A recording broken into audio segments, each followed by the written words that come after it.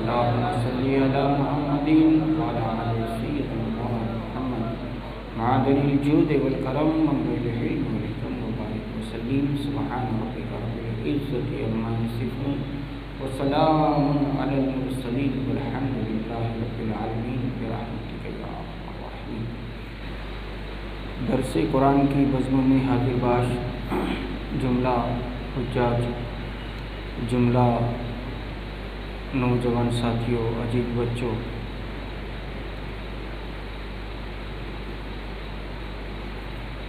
کل بحمدہ تعالی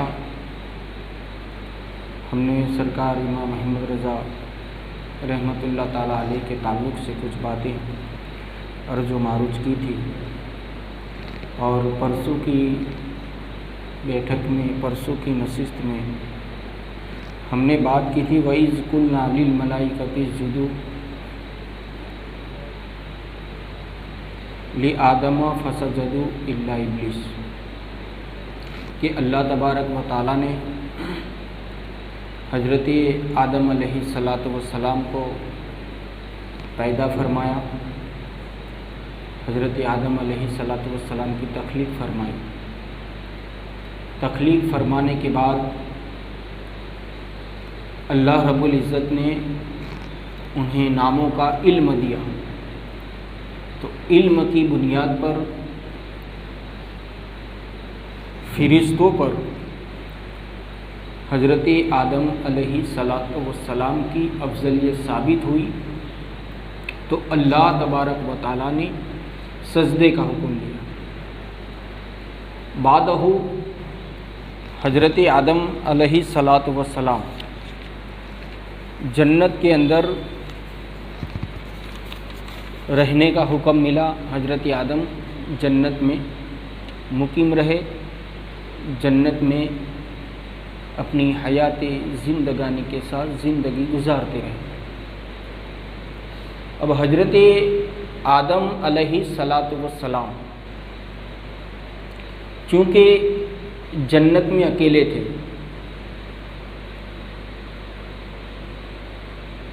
تو اللہ وحدہ لا شریک حضرت آدم علیہ السلام کی بارگاہ میں ارشاد فرماتا کہ اے آدم، جنت میں ہر لطف ہے کہ نہیں؟ تو حضرت آدم علیہ نبینا اکثر بارگاہ الوہیت میں یوں عرض کرتے تھے کہ مولا سب ہے مگر تنہائی ہے، یعنی کہ میں اکیلا ہوں۔ تو روایتوں میں آتا ہے کہ حضرت آدم علیہ السلام ایک دن سوئے تھے، اور پھر جیسے ہی اٹھتے ہیں ان کی آنکھ جیسے ہی کھلتی ہیں تو حضرت آدم علیہ السلام کے سامنے ایک عورت، ایک لیڈیز تشریف فرما ہے۔ تو جیسے ہی حضرت آدم علیہ السلام کی آنکھیں انہیں دیکھتی ہیں تو آپ کی زبان پاک سے یہ جملہ نکلتا ہے کہ آپ کون ہیں؟ تو اس وقت وہ عورت عرض کرتی ہے کہ میں عورت ہوں۔ تو پھر حضرت آدم علیہ نبینا علیہ السلام ارشاد کرتے ہیں کہ آپ حوا ہے۔ تو باری تعالیٰ اللہ رب العزت ارشاد فرماتا ہے کہ اے آدم، تو نے اس عورت کو حوا کے نام سے کیوں پکارا؟ تو حضرت آدم علیہ السلام عرض کرتے ہیں کہ باری تعالیٰ، مجھے یہ محسوس ہوا کہ تو نے مجھ سے ہی اسے پیدا فرمایا، تو نے مجھ سے ہی اسے تخلیق فرمائی اور میں زندہ ہوں۔ تو زندہ چیز سے دوسری زندگی کو پیدا کیا جائے اسے حوا کہتے ہیں۔ تو اللہ رب العزت نے حضرت حوا کو آدم علیہ السلام کے لیے پیدا فرمایا۔ پھر حضرت آدم نے چاہا کہ حوا کو چھوئیں، تو اس وقت اللہ تبارک و تعالیٰ کی بارگاہ سے ارشاد ہوتا ہے، اللہ رب العزت حکم دیتا ہے کہ اے آدم، اسے ٹچ کرنے سے پہلے، اسے چھونے سے پہلے اپنی مہر ادا کرو۔ تو اس وقت حضرت آدم علیہ السلام بارگاہ الوہیت میں عرض کرتے ہیں کہ باری تعالیٰ، جنت تیری، جنت کی ساری چیزیں تیری، میں تیرا، تو نے جو عورت حوا کو پیدا کیا وہ تیری، اب میں مہر کی طور پر کیا ادا کروں؟ تو اس وقت اللہ رب العزت ارشاد فرماتا ہے کہ اے آدم، تیری ہی نسل سے آخر میں میرا محبوب آنے والا ہے، اسی پر 3 بار درود پڑھ لے، تیری مہر ادا ہو جائے۔ تو حضرت آدم علیہ السلام کے لیے حضرت ماں حوا کو جائز قرار دینے کے لیے سرکار علیہ السلام پر درود پڑھنے کا حکم ہوا۔ تو اس بات سے یہ بھی پتہ چلتا ہے کہ آنے والا مہینہ ماشاءاللہ میلاد النور، عید میلاد کا مہینہ ہے، تو عید میلاد آ رہا ہے، تو ہو سکے تو زیادہ سے زیادہ کثرت کے ساتھ مصطفیٰ جان رحمت صلی اللہ علیہ وآلہ وسلم پر خوب درود بھی پڑھتے رہیں اور سلام بھی پڑھتے رہیں۔ تو جب حضرت آدم اور ماں حوا جنت میں پیدا ہوئے، جنت میں ان کی تخلیق فرمائی، جنت میں رہنے لگے، تو اللہ رب العزت ارشاد فرماتا ہے وَقُلْنَا یا آدم اسکن انت وزوجک الجنۃ وکلا منہا رغداً حیث شئتما ولا تقربا هذه الشجرة فتكونا من الظالمین فأزلهما الشیطان عنها فأخرجهما مما كانا فيه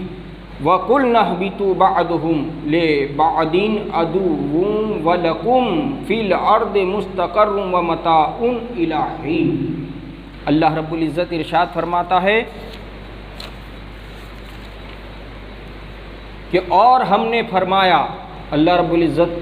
ارشاد کرتا ہے کہ میں نے فرمایا کہ اے آدم، تم اور تمہاری بیوی جنت میں رہو بغیر روک ٹوک،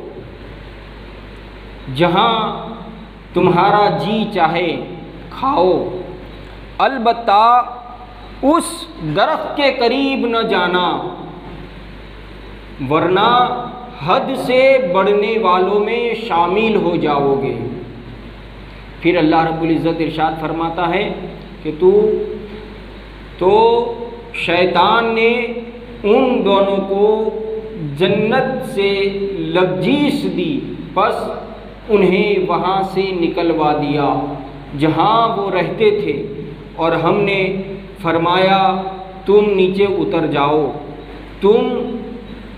ایک دوسرے کے دشمن بنو گے اور تمہارے لیے ایک خاص وقت تک زمین میں ٹھکانہ یعنی زندگی گزارنے کا سامان ہے۔ اللہ تبارک و تعالیٰ نے حضرت آدم علیہ السلام کو اور ماں حوا کو پیدا کرنے کے بعد یہ حکم دیا کہ آپ جنت میں رہ سکتے ہیں، کھا سکتے ہیں، پھر سکتے ہیں، گھوم سکتے ہیں، مگر ایک درخت روایتوں میں آتا ہے کہ وہ درخت گندم کا درخت تھا، وہ درخت انگور کا درخت تھا، اور ایک درخت زیتون کا درخت۔ اب الگ الگ روایتیں ہیں، اور خاص کر کے ایک روایت یہ ہے کہ گندم کے درخت کے قریب جانے سے حضرت آدم اور ماں حوا علیہ السلام کو جانے سے منع فرمایا گیا۔ پھر بھی شیطان مردود، کیونکہ شیطان کو جنت سے نکلنا ہی اس لیے پڑا تھا کہ حضرت آدم علیہ السلام کو سجدہ کرنے کا حکم ملا، سارے فرشتے جھک گئے، مگر چونکہ شیطان نہیں جھکا، تو شیطان جب نہیں جھکا تو اللہ تبارک و تعالیٰ نے اسے لعنت کا توق پہنا کر مردود کا توق پہنا کر، ابلیس قرار دے کر، شیطان قرار دے کر حضرت آدم کی دشمنی کو جنت سے ہی لے کر نکلا تھا، تو یہ اسی طاق میں تھا، اسی فراق میں تھا، اسی امید میں تھا کہ کوئی مجھے موقع مل جائے اور میں حضرت آدم کو یہ درخت کے قریب یا درخت کے دانے کو کھلاؤں اور انہیں بھی میں جنت سے نکالوں۔ تو حضرت آدم علیہ السلام کو جب یہ حکم ملا تو حضرت آدم اور ماں حوا تو وہاں نہیں پہنچی، مگر پھر بھی شیطان ہمیشہ یہ کوشش کرتا رہا کہ میں اس درخت کے پاس بھیجوں اور اس سے اگنے والا پھل میں کھلاؤں۔ تو پھر حضرت ماں حوا کے قریب ایک دن شیطان پہنچتا ہے اور شیطان ماں حوا کو کہتا ہے کہ دیکھو آپ کو وہاں جانے کا حکم نہیں ہے، آپ مت جاؤ، مگر میں اس درخت سے پھل لا کر دیتا ہوں۔ اللہ تبارک و تعالیٰ نے اس درخت کے قریب جانے سے اس لیے منع فرمایا ہے کہ اس پھل کی یہ تاثیر ہے، اس پھل کی یہ طاقت ہے کہ اس کو جو کھا لیتا ہے کبھی بھی اسے موت نہیں آتی۔ حضرت ماں حوا کو شیطان نے کافی بہکایا اور وہ پھل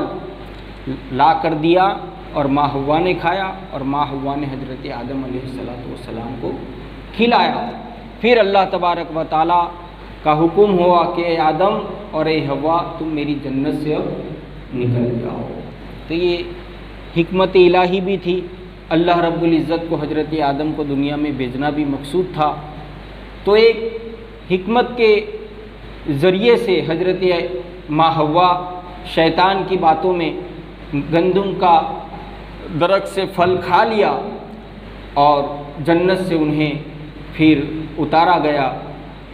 تو دوستو یہ اس آیت مقدسہ کی تفسیر ہیں کہ اور ہم نے فرمایا کہ اے آدم تم اور تمہاری بیوی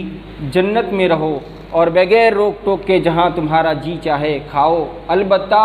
اس درخت کے قریب نہ جانا ورنہ حد سے بڑھنے والوں میں شامل ہو جاؤ گے۔ تو شیطان نے ان دونوں کو جنت سے لغزش دی، پس انہیں وہاں سے نکلوا دیا جہاں وہ رہتے تھے، اور ہم نے فرمایا تم نیچے اتر جاؤ، یعنی کہ جنت سے زمین پر چلے جاؤ، تم ایک دوسرے کے دشمن بنو گے اور تمہارے لیے ایک خاص وقت تک زمین پر رہنے کا ٹھکانہ بنا دیا گیا۔ انشاءاللہ تعالی کل آنے والی